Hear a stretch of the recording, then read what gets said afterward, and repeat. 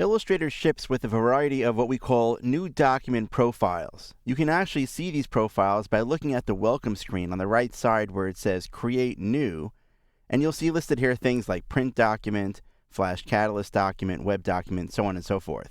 Now these are just simply settings that are already set up in place so that when you get started creating a document in Illustrator, you have everything set up and ready to go. Now since we'll be working on web graphics, it of course makes most sense to choose the web document profile. So let's take a look at what settings actually are already inside the web document profile, and we'll find there may even be a few little things that we still need to add ourselves. So I'm going to start over here creating a new document. I'm going to click on where it says web document. It really doesn't make a difference if you click on that button specifically or not, because you can see over here where it says new document profile here in the new document dialog box. There's a pop-up here where you can still choose between all the different profiles that exist inside of Illustrator.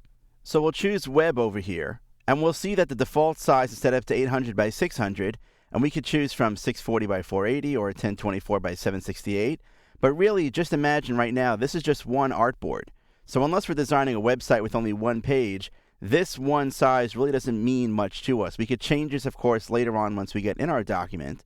But as an example, if you knew you were going to create an ad campaign that had a whole bunch of different ads of different sizes, choosing that size here wouldn't make much sense here. If you were designing a single website and all the pages in your website were all the exact same size, you might create a certain number of artboards here all at the same size. But again, in my belief, it's far more easier to set that up once you're inside the document using the artboards panel, for example, inside of Illustrator, than it is to worry about trying to get them all set up just right here inside of the new document dialog box. So for the most part, I just kind of breeze right through this area here because I don't need to know or worry about each of these individual settings. Notice over here the units is already set to pixels, which is perfect.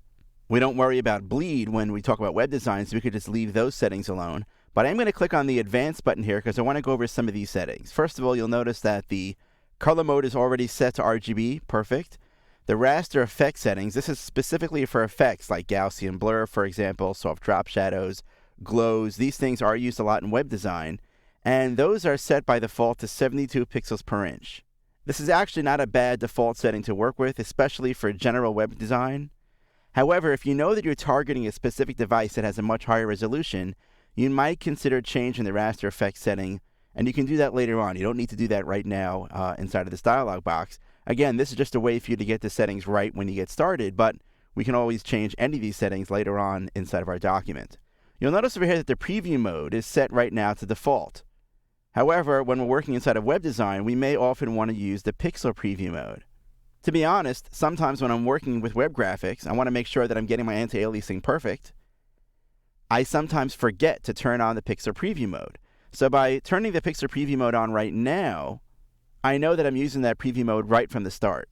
You'll also notice that now, new to Illustrator CS5, the new Align New Objects to Pixel Grid setting is on by default for the web profiles as well. This ensures that anytime I draw a new artwork, that artwork automatically will snap to the pixel grid, giving me nice, clean, sharp anti-aliasing.